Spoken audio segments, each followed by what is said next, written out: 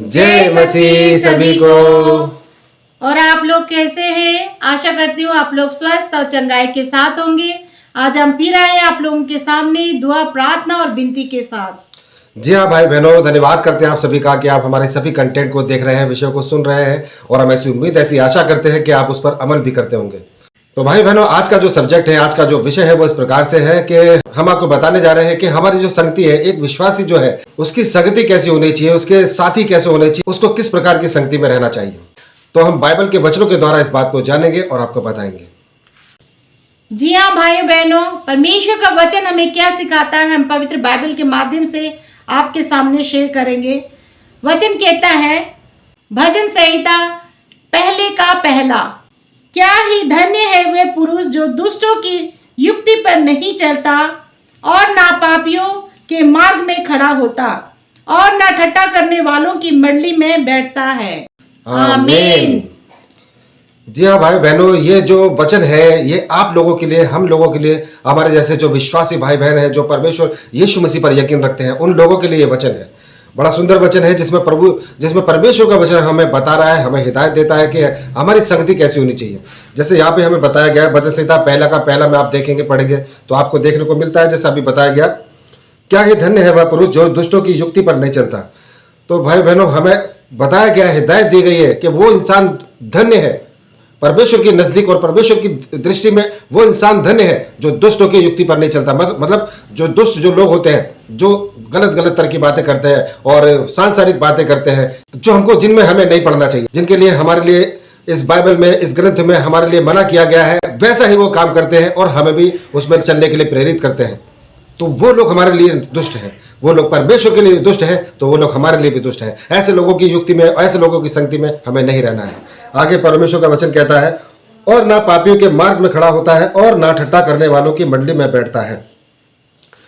इस वचन के द्वारा हमको सीखने को मिलता है भाई बहनों, आप जब इस वचन को पढ़ेंगे तो आपको पता चलेगा कि परमेश्वर अपने वचन में हमें आगाह कर रहा है, हमें हिदायत दे रहा है कि ऐसे लोग जो पाप में लिप्त हैं, जो शैतान के कब्जे में है, जो शैतान के कहे को मानते हैं, अनजाने में शैतान की कही हुई बातों पर चल रहे हैं, ऐसे लोगों की संगति नहीं करनी है। आपको डिस्टेंस बना के रखना है। हाँ, मैं जानता हूं कि आपके पड़ोसी हैं, आपके मित्र हैं, आपके साथी हैं, आपके ऑफिस में आपके कलीग्स हो सकते हैं, आपको उनसे एक बैलेंस बना के चलना है।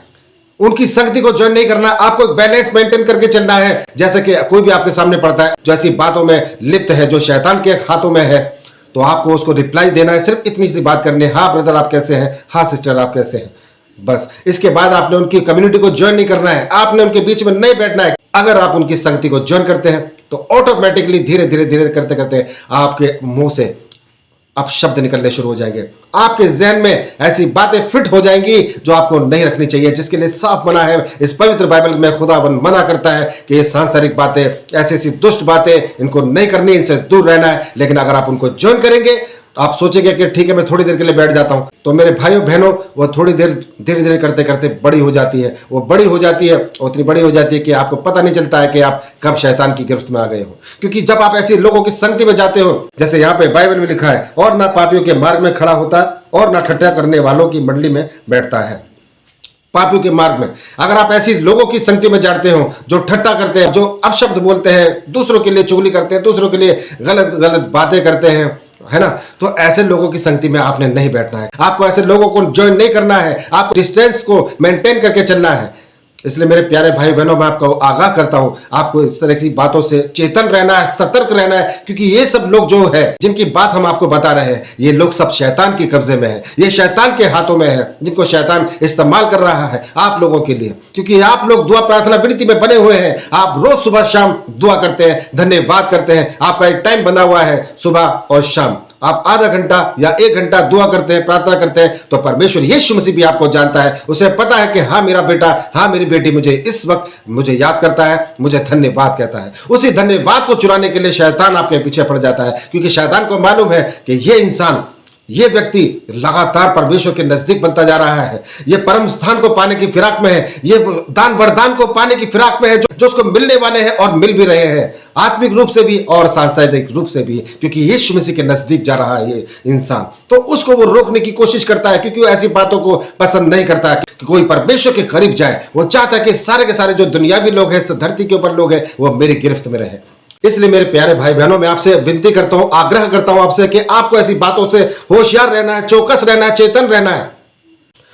ये जो लोग जिनकी बातें यहां पे बताई गई है और जिनकी बातें हम आपको बता रहे हैं, ये लोग भी गलत नहीं है, ये लोग भी मासूम है, इनोसेंट है, क्योंकि इनको शैतान इस्तेमाल कर रहा है। क्योंकि ये लोग पापी नहीं है, लेकिन ये पाप में पड़े हुए हैं। पाप में कैसे पड़े हुए हैं? क्योंकि ये शैतान की गिरफ्त में है। अब ये जो भी कार्य करेंगे वो शैतान के द्वारा इनको सिखाया जाएगा और ये आपको भ्रमित करने के लिए होगा। क्योंकि जब भी आप दुआ प्रार्थना में जाएंगे, अगर आप ऐसे लोगों को ज्वाइन करते हैं, तो नेचुरल सी बात है, हकीकत ऐसा जरूर होगा, आप जब भी दुआ में जाएंगे उसी वक्त आपको किसी का फोन आ जाएगा, वो आपसे कहेगा चलो यार वहां पे फिल्म लगी है, चलो चलते हैं। किसी दूसरे का फोन आ सकता है, वो आपको कहेगा चलो यार वहां पे किसी की पार्टी है, वहां पे किसी का बर्थडे, चलो चलते हैं।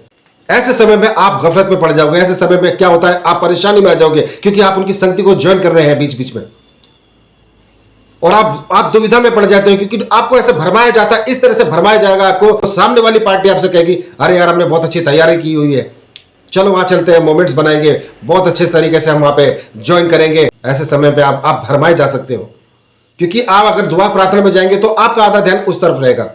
इसलिए मेरे भाई बहनों, ऐसे लोगों की संगति ना कीजिए जो आपका पहले ही हर्जाना भर ले और आपको जाने के लिए मजबूर कर दे कि हाँ अब तो आपको चलना ही पड़ेगा, क्योंकि आपने पार्टिसिपेट पहले ही कर दिया है। तो जब आप नहीं ज्वाइन करेंगे, ऐसे लोगों से दूरी बना के रखेंगे और एक 90 तुले डिस्टेंस के साथ आप उनके साथ चलेंगे, तो ना तो आपको पार्टिसिपेट करना पड़ेगा, ना आपको कोई वहां पे फीस देनी पड़ेगी, और ना आप भ्रमित किए जाओगे, और ना आप पाप में पड़ोगे। इसलिए भाई बहनों, इस वचन के द्वारा हम आपको बता रहे हैं, आपको आगाह कर रहे हैं कि आपने ऐसे लोगों की संगति में नहीं बैठना है जिनके द्वारा शैतान इस्तेमाल करता है, जिनके द्वारा शैतान कार्य करता है विश्वासी को भरमाने के लिए। लेकिन मैं आपको बताना चाहता हूं, अगर आपका विश्वास अटूट है परमेश्वर में, तो कोई शैतान, कोई इंसान आपका कुछ नहीं बिगाड़ सकता, कुछ नहीं बिगाड़ सकता। आप चुटकी में उसको दूर कर सकते हैं, प्रार्थना करके, एक छोटी सी प्रार्थना करके आप चुटकी में उसको दूर कर सकते हैं, हरा सकते हैं, और ये सारी दुविधा, सारी जो गफलत है उसी वक्त खत्म और न्यूट्रलाइज हो जाएगी। इसलिए भाई बहनों, आपके अंदर वो पावर है, आपको अपने विश्वास में अटूट बने रहना, मजबूत और स्ट्रांग बने रहना है। कोई आपका कुछ नहीं बिगाड़ सकता, कोई आपको भ्रमित नहीं कर सकता, कोई आपको पथभ्रष्ट नहीं कर सकता। तो जी हाँ भाई बहनों, आपने सुना कि किस तरह से हमारी संगति होना चाहिए। हमारी संगति ऐसे लोगों के साथ होना चाहिए जो हमारी तरह धर्मी हो। ऐसे लोगों के साथ आप मिलिए, उठिए, बैठिए, तो आपका जीवन सफल होगा।